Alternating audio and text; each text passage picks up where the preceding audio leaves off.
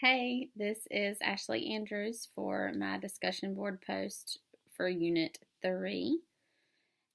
And at first, to define the Wheel of Wellness and the Indivisible Self are two counseling approaches based on the wellness model. The Wheel of Wellness is based on individual psychology, and it kind of focuses on spirituality as being the foundation of our wellness. In addition to spirituality, it focuses on 4 additional major life tasks: self direction, work and leisure, friendship, and love.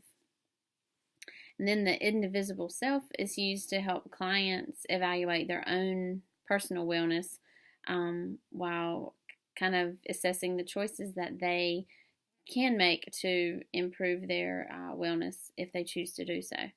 And the indivisible self model focuses on the creative self, the coping self, essential self, physical self, and social self. And the biopsychosocial model believes that kind of in order to sufficiently respond to clients' suffering or their stress, the counselor should take all the biological, psychological, and social factors into consideration for their overall health. And I think this would only provide positive impacts to the delivery of clinical mental health services. The biological factors would include, of course, their physical and genetic factors that influence their mental health, and, of course, their brain chemistry.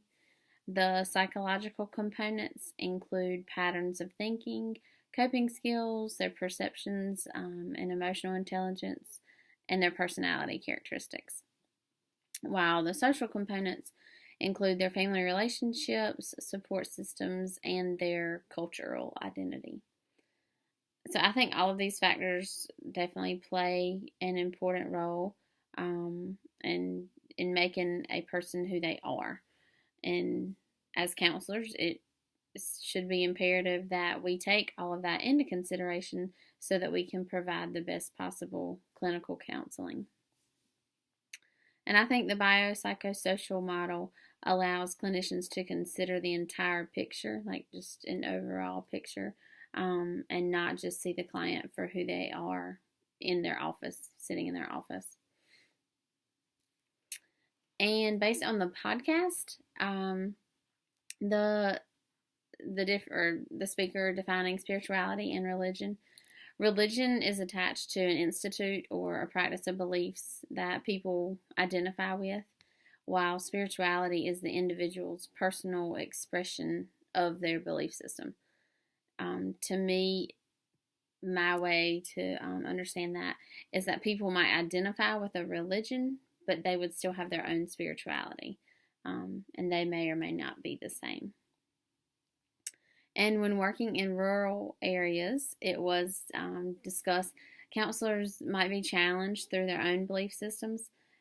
We as the counselors, we need to be familiar with nearby resources, but also ready to seek supervision from other colleagues, that may be in larger cities that can assist us with our clients' needs. And counselors should be able to explore beliefs different from their own system. It helps us to learn more about our own beliefs in addition to the other religion and spiritual issues. And we can come in contact with some clients. They might rely on religion and spirituality and the facets of life that impact them through religion and spirituality might really help them to overcome their issues. So I do think that is an important part of counseling. And I liked how the book suggested different options and open-ended questions for a counselor to kind of to influence the client to open up on their religion. Like I said, religion and spirituality definitely plays a big part of who we all are, especially our clients. So I think it's definitely something we can use. We can integrate that into our assessment, into our treatment plans.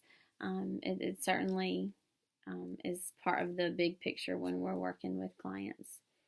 Thank you.